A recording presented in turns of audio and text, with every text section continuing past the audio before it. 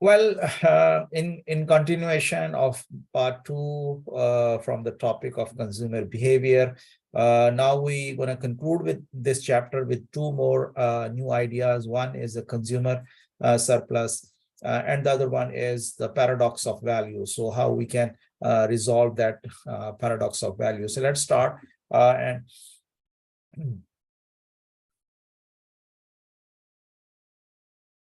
So consumer behavior we were discussing, and we discussed in our last two parts about the budget line, and then we talk about the substitution and income effect. So and in this part we're gonna discuss consumer surplus. So the consumer surplus, as the name is reflecting, it is a surplus, that what the consumer is getting as a surplus. Now, if we look at the demand curve, so what is the demand curve is telling us? Demand curve is telling us that it is a willingness of the buyer to buy, willingness at each price, how much they are willing to buy. So the price they are willing to pay for a product, or the number of products, or the quantity demanded for that, the willingness to pay. But when we determine the price, market price, so market determine that price and say, okay, you have to pay this. And what actually the consumer is paying or paid, that is the price. So willingness to pay and the actual price the consumer is paying, the difference is called consumer surplus. If the willingness is very high, and fortunately the consumer has to pay a less price, so it means the consumer is getting a large consumer surplus. And if, let's assume, the willingness and price are equal, so then the consumer surplus is zero. And if the consumer surplus, the willingness to pay is less than the market price, so the consumer is not going to buy. That's the way that it works. So consumer surplus is the difference between the total value that a consumer places, that's the same thing, like the value they places or the willingness of their consumer to pay is the same thing, and on all units consumed of a product and the payment they actually make to purchase that amount of products. So this is like a profit. So in other words, we can say, but it's a little bit making a weird sound, like if we are saying the consumer's profit.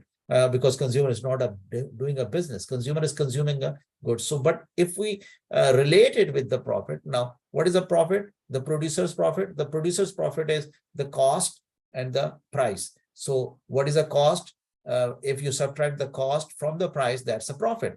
So for a consumer, what is the willingness to pay, and what is actually paying is the cost. So willingness to pay is the revenue, or the cost is the actual price you pay. So the difference is the profit, and this is why we are saying it's the same like a profit for a consumer. So it is like a profit for a consumer because they can purchase a product for less than maximum amount they are prepared to pay. Now, for example, like here we are looking at Moira's consumer surplus on milk consumption. So Moira's willingness to pay for different liters of milk, like for the first liter of milk, Moira is willing to pay $6. But as he has a 1 liter and now he wants to buy a second liter, so his willingness to pay go down from 6 to 3, and then for the third, fourth, fifth, and 10th. So you see that the willingness is going down. So when we are saying willingness to going down, it means that it's a downward sloping demand curve. So downward sloping demand curve. So, and Moira's consumer surplus, how we can say the Moira's consumer surplus? Moira's consumer surplus is the difference.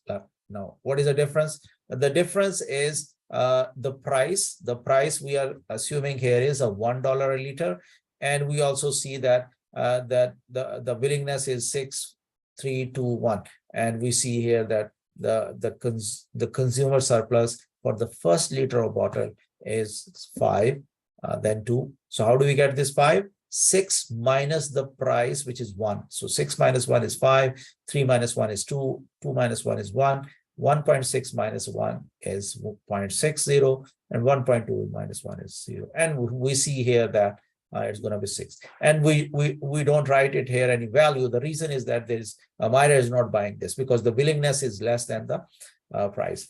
Now, and this graph is each bar graph is representing each liter of milk. So first liter, second liter, third liter.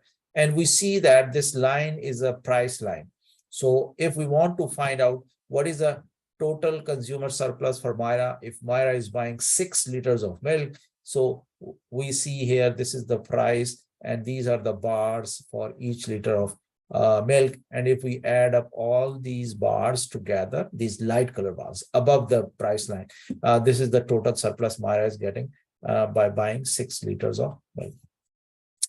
Geometrically, we can say that the area under the demand curve shows the total value a consumer places on a good, and the market demand shows the valuation that consumer places on each unit of the product. And for any given quantity, the area under the demand curve and above the price line shows the consumer surplus received from consuming the goods. If the demand curve is like this, like a non-linear demand curve, so we see here that how we can find out the consumer surplus, the area above the price line, which is this market price line, and this below this demand curve is the consumer surplus.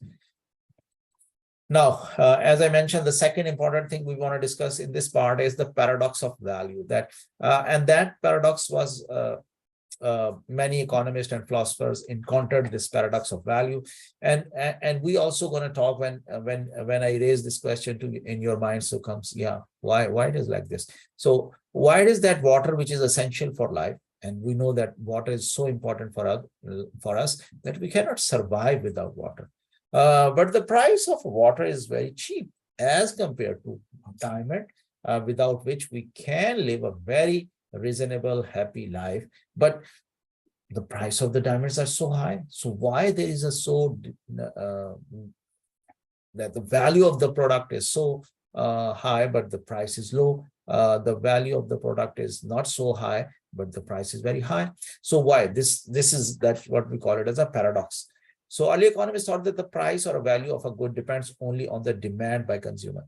So if we are not introducing the idea of a supply, then it is very hard to resolve this paradox, because the supply side is going to resolve that. Why? Because water has a plenty of supply, and for that reason, it is cheaper. On the other hand, the diamond has a very limited supply, and these diamond mining companies also control the supply so that the price is going to stay at a very high level. So this ignores the two aspects of the determination of price, the supply. The supply plays just as an important role as a demand in determining the price. So consumer purchase unit of a good until the marginal value of the last unit purchased is equal to its market. So normally we purchase the things where the marginal value what we are getting from that product must be equal to the price what we are paying for it. So for a diamond, the marginal value is very high, and the price is why high. So that's for a water, the marginal value is not so high, and that's why the price is low. So we see since water has a low price, consumers buy water to the point where the marginal value placed on the last unit consumed is very low and the total value is high. Even though the total value of the water as accumulated, we discussed the marginal values and the total values in our first part. So, and diamond have a high price. Consumers buy diamond to the point where the marginal value placed on the last unit consumed is very high and the total value is low. So water has a low price, a low marginal value, and a high total value. On the other hand, diamond has a high price, high marginal value, but a low total value. And this graph is reflecting this. Like we see here that this supply is elastic, there's a demand, and the price is determined here. This is what we call it as a water price. So we see here the consumer surplus, lower consumer surplus from water, lower price means low marginal value.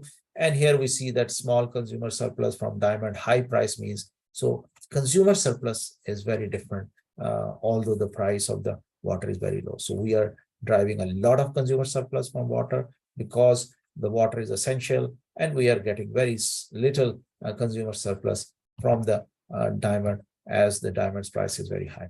So this is all what I want to share with you regarding the consumer behavior.